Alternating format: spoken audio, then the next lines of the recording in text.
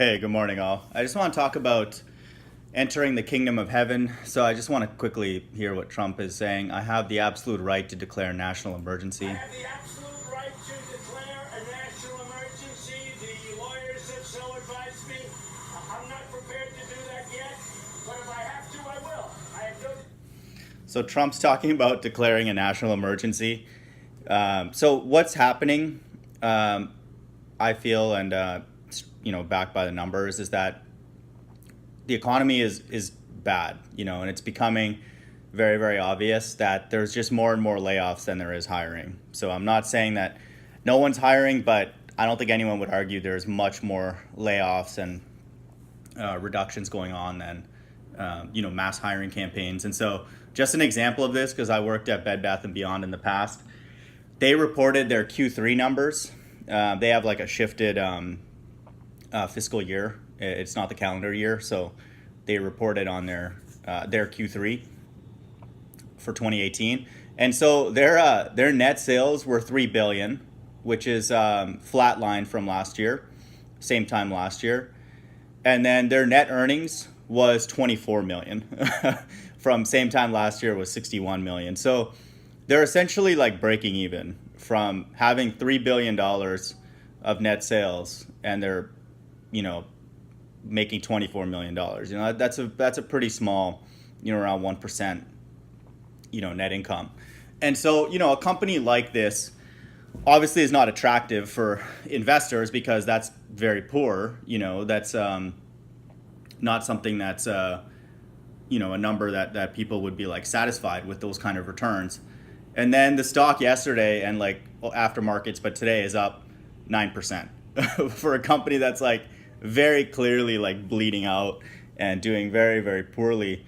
And so you can just see the manipulation. So what happens is people see that Bed Bath earnings are coming up. They obviously know it's been on a downward spiral for a while, and they short the stock. And then so they see that a lot of people are placing short bets and not people on the inside. And so they just make up a story like, forward guidance is good. They did really well and all that, even though it's obvious their net income is essentially going to zero. And then it's only a matter of time until their net income goes negative when they don't have the same sales. So this was Q3. So this is like they're close to their end of the year where they're starting to see more and more. They should see more and more sales during holiday season and stuff like that. And so this these would be kind of relatively stronger months. And so in the next quarterly results and then going forward during kind of softer parts of the year, it doesn't seem likely that they'll be able to maintain these numbers even at the top line for net sales. And so we just saw Macy's today report poor results. Their stock is tanking, which is what Bed Bath should have tanked as well. But there's just so much manipulation going on that if so many people are shorting it and it ends up going down, it forces the stock price down a lot. If you have a lot of pressure, kind of a lot of people kind of hoping the stock goes down and it ends up going down, it sort of like amplifies it. That's the whole concept of what derivatives do, is they kind of exaggerate the movements in the short term. And so that the stock could potentially lose half of its value or something like that if there's much more sellers and then buyers. And so if they would have to have high frequency people come in, or Bed Bath themselves would have to buy a tremendous amount of stock and then drive the stock price up, and then it gives them a double benefit when they buy their stock, is that their earnings per share will go up artificially because the per share part, the number of shares that are outstanding, goes down because they're buying them back.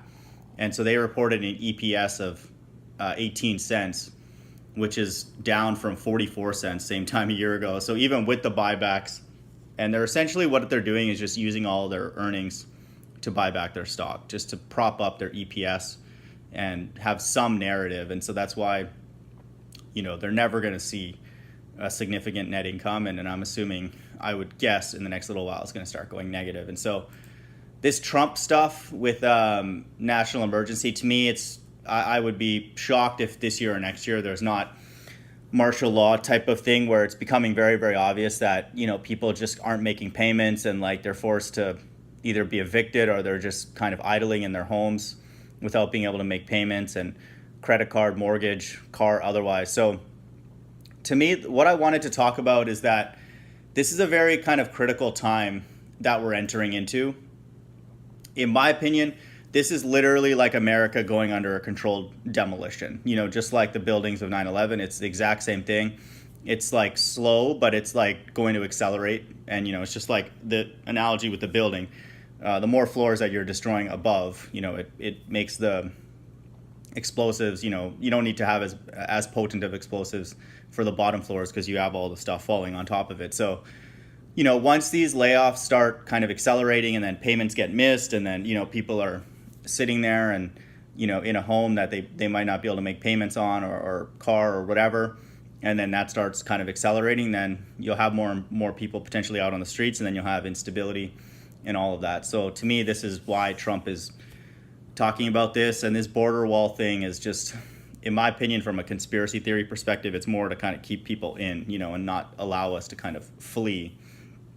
And if there is instability in America, you would want to keep the border secure, just because, people from other countries could come in and take advantage of that. It's just like they could literally come in and just loot the whole place. And there would be, if the police and the, quote unquote security or the military is having trouble keeping order amongst our own people, if you have people from Mexico, and we know that there's a lot of crime there too, like if they were able to come in freely, I mean, it would be just a complete mess. So it is in some way, in my opinion, to keep people out, but it's also in many ways to kind of keep us in. But so my view is that every day that goes by from this point on, it's making the probability of entering the kingdom of heaven lower and lower. And what I mean by that is that this time is, in general, like even kind of now, this calm before the storm, you basically have to like sin in order to stay alive. To me, you have to lie. You have to be kind of just to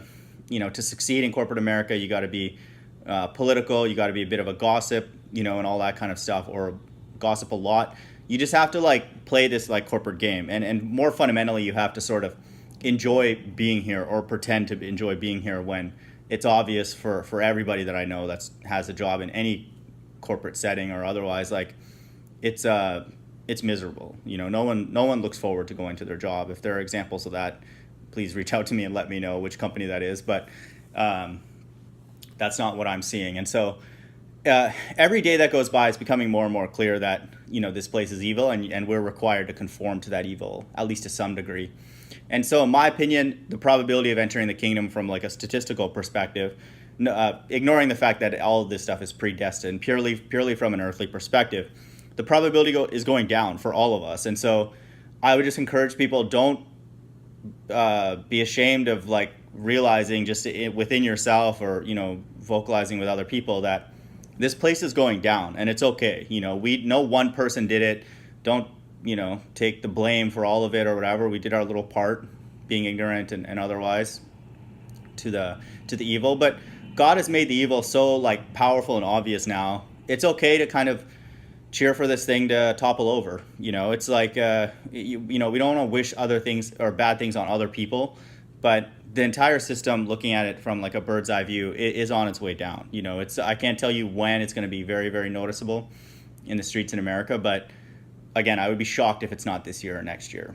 And so, to me, don't take this place seriously, and like literally the probability goes to zero if the mark of the beast is implemented and people take it.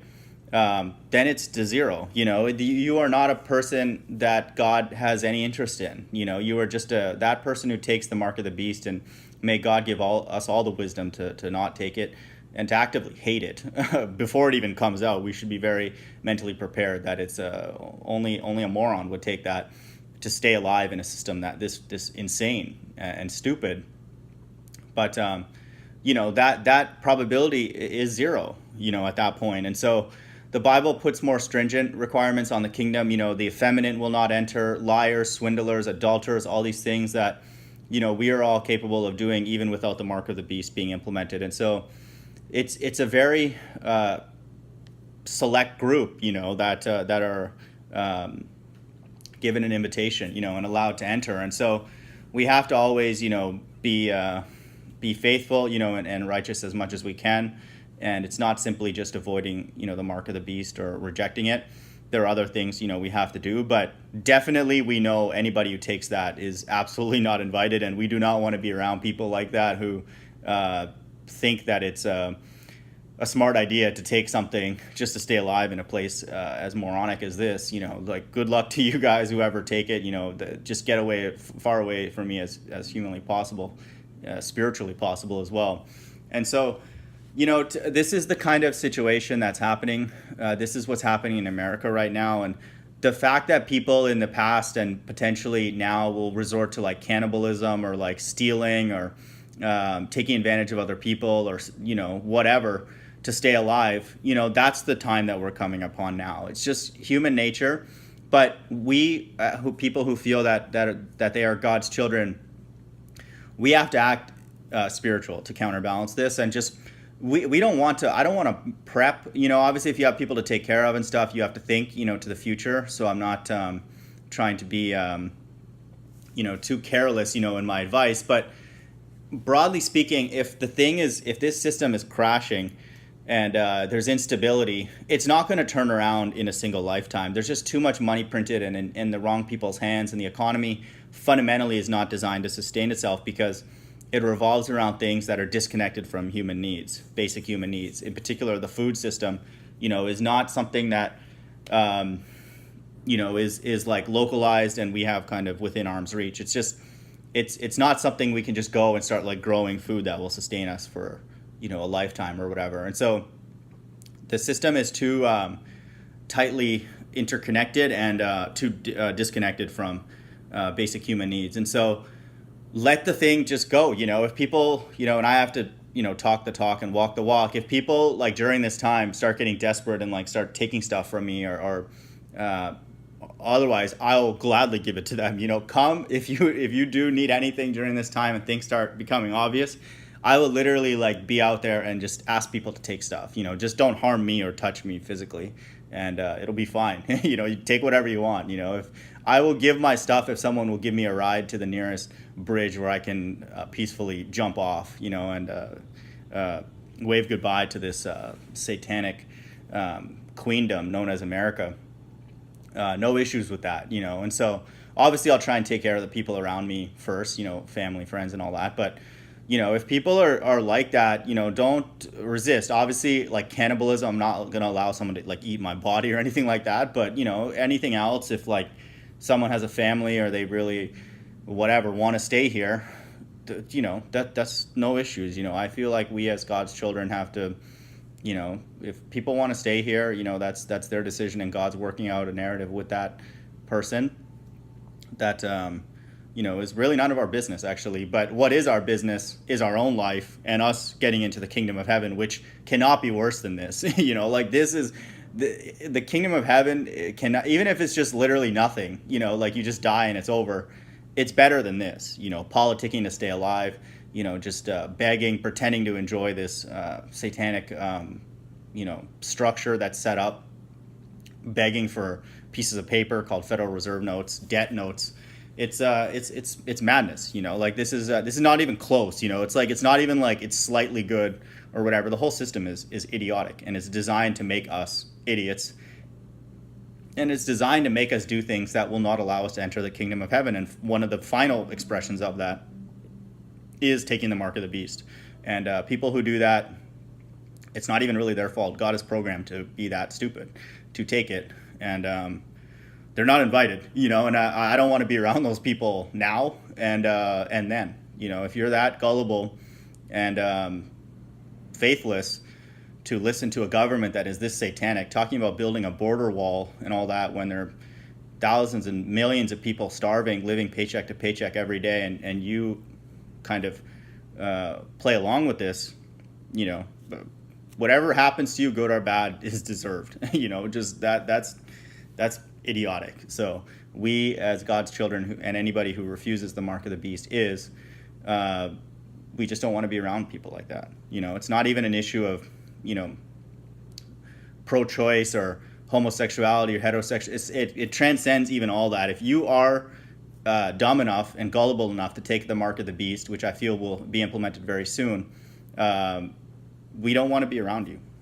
Just that's just what it is. And anybody who refuses the mark of the beast for the reasons, just the fact that it's obviously a faithless, satanic agenda, that those are people that we have a lot in common. And so ultimately God decides who is children and who are not, but that alone gives us a lot of common ground, and in my opinion aligns us in at least some way with the God of the Bible. And so we're living in that time. I just ask people to be careful when they're out and stuff. It's human nature, even the faithful and the faithless, during times when we're squeezed. We can do things. I'm capable, just like anybody else, of being selfish or being greedy and just looking out for myself and all that. And I just put it out there, put the vibe out there for all of us, just to remind each other that there is something more to this. Flat Earth is just one of the, I would say, many things in these days that remind us that this orchestrated evil and all that is to serve a righteous purpose. And there is something that is better than this, because really it wouldn't be that hard to create something better than this experience. It's like you don't have to be John the Baptist or Jesus Christ or Yahushua to, you don't have to be that, even on that level of righteousness, to think of a structure, of a system on earth that is better than the one that's going on right now. It's absolutely just imploding from the inside out. And so, just be cautious and know that, if it gets to that, there's no reason to politic and stay alive further and all that, and just scrounge and scrape and scrounge and all that. Just do the best. We have to do the best we can to take care of the people around us, but ultimately it is our own future, and we have to look out for, and Jesus even says it's better to even cut your own arm off, than to enter, than to be withheld from the kingdom of heaven. If your arm, he's obviously being, he's not saying literal, but he's just saying, if anything causes you to not be enter into the kingdom, remove that, whatever that may be. And in my opinion, being here in America is just by itself, in and of itself, is a form of hindrance into getting into the kingdom, because of the things that we're required to do to stay alive. And so we should be happy and anxious to shed our allegiance with a country like this. And the Bible in Revelation says for God's people to come out of the sins of Babylon, come out of her, my people. And it's saying that, in my opinion, spiritually, morally, all that, and also literally, if it comes to that. And so, I just encourage people out there to just be on their guard, and, hope everyone's doing well.